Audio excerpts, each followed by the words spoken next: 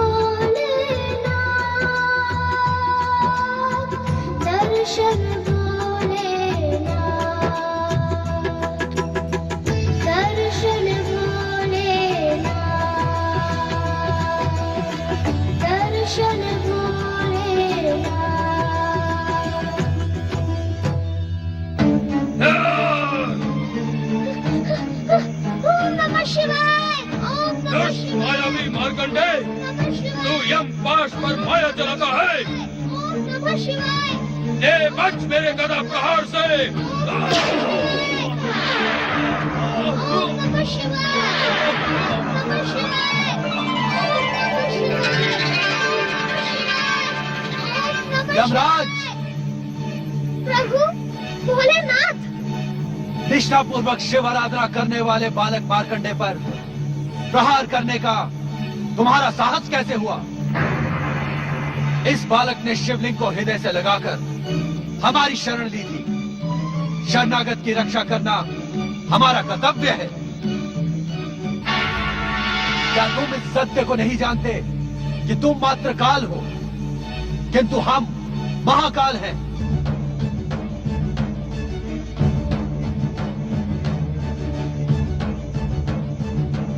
हमारी निष्ठा और भक्ति की चरम सीमा पर पहुंचा ये बालक मार्कंडे शिव कृपा से अवध्य हो गया है। हे शिव शंकर, हे महाकाल, हे भोलेनाथ, मैं तो मृत्यु के अटल नियम का पालन कर रहा था। विधाता के विधानानुसार इस बालक की आयु समाप्त हुई। यदि मैं नियंता द्वारा निर्धारित समय पर आकर प्राण न हरता तो आप हमें कर्म विमुख होने का दंड ना देते? अवश्य दे दे, किंतु शिवलिंग से निकली ज्वालाओं से आहत यमदूत तथा स्वयं तुम्हारे यमपाश के टूटने पर तुम्हें बालक मार्कंडे की परम भक्ति से उत्पन्न परम शक्ति का ज्ञान क्यों नहीं हुआ? तुम तो कर्मों के आधार पर जन्म और मृत्यु को संचालित करने वाले परम ज्ञानी हो। क्या इस सत्य को नहीं जानते कि इस सृष्टि की रचना हमारी लीला मात्र है? नित्य शिव भक्ति करने वाले का सार्वभौम कल्याण इस सृष्टि और हमारा अटल नियम है। जानता हूँ परमेश्वर, जानता हूँ। तब तो तुम ये भी जानते होगे कि जो जीवात्मा अपना जीवन मुझ में समर्पित कर देता है वो मेरे आनंद को बढ़ाने वाला एवं मुझे प्रिय होता है। क्या ये सब नीति ज्ञान हमें पुनः दोहराना होगा यमराज? नहीं भोलेनाथ, नहीं। अपने इस दास पर कृपा करें और आज्ञा दें कि अब मुझे क्या करना उचित होगा।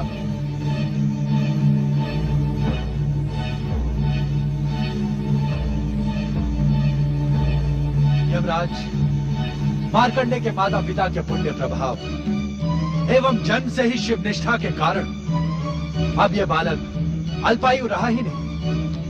इसकी अल्पायु का अभिशाप समाप्त हो गया।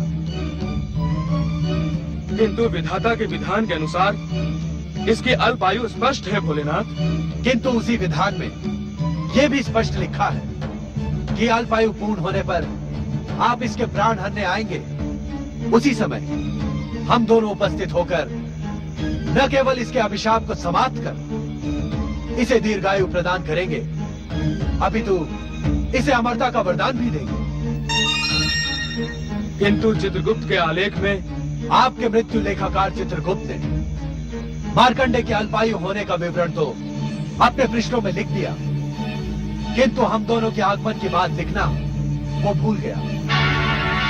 ये भूल अक्षम्य अपराध है यमदेव। अब मेरे लिए क्या आज्ञा है स्वामी? अब आप यमलोक लौट जाएं तथा वहां की व्यवस्था नियंत्रित करें। आपके आलेखों में त्रुटि सृष्टि के अनर्थ का कारण बन सकती है। हमें विश्वास है कि भविष्य में कभी आप कर्म विमुख नहीं होंगे। इस उद्दंडता के लिए मुझे क्षमा करें भोलेनाथ। भविष्य में ऐसा कभी नहीं होगा। प्रणाम भोलेनाथ। प्रणाम माता पार्वती। प्रणाम परम शिव भक्त मार्कंडे।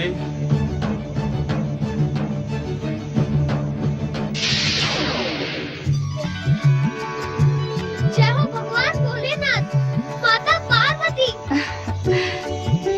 पुत्र मार्कंडे, तुम शिव कृपा के साथ ही साथ मेरे स्नेह के भी पात्र हो।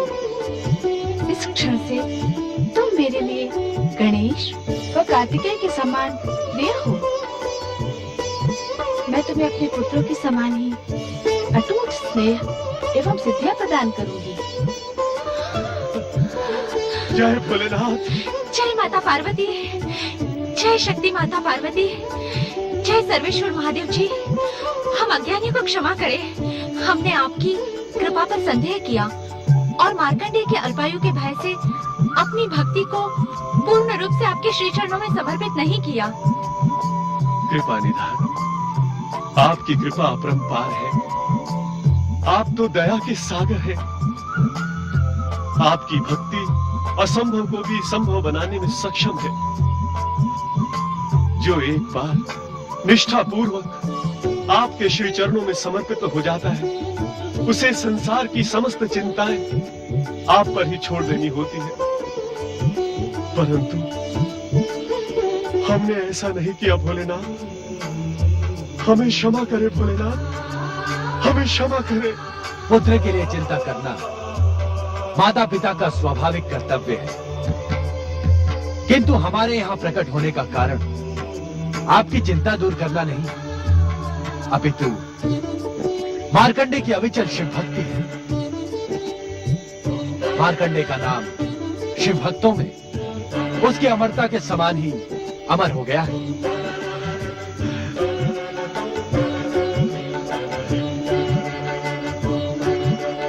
पुत्र मार्कंडेय, तुम मेरी विशेष कृपा के अधिकारी बन गए हो।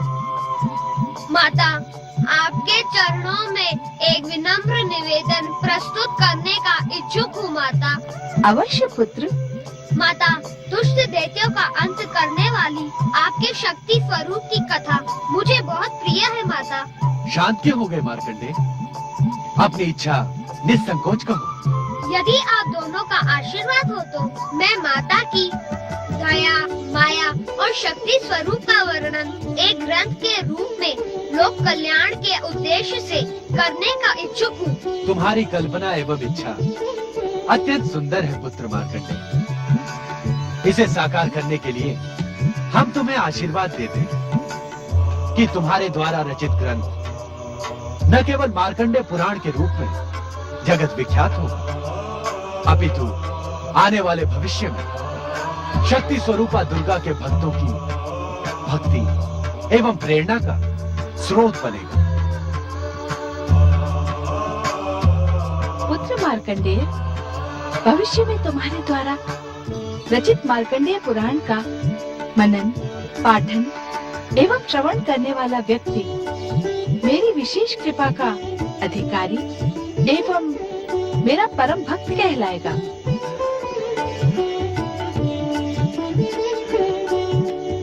इतना ही नहीं पुत्र, मार्कंडे पुराण का प्रत्येक श्लोक पापी से पापी व्यक्ति को पाप मुक्त कराने वाला, शिव कृपा एवं कैलाश लोक प्राप्त कराने में सक्षम होगा।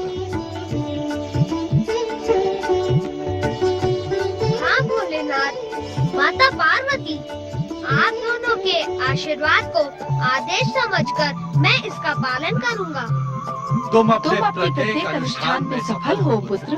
भगवान भोलेनाथ एवं माता पार्वती की जय।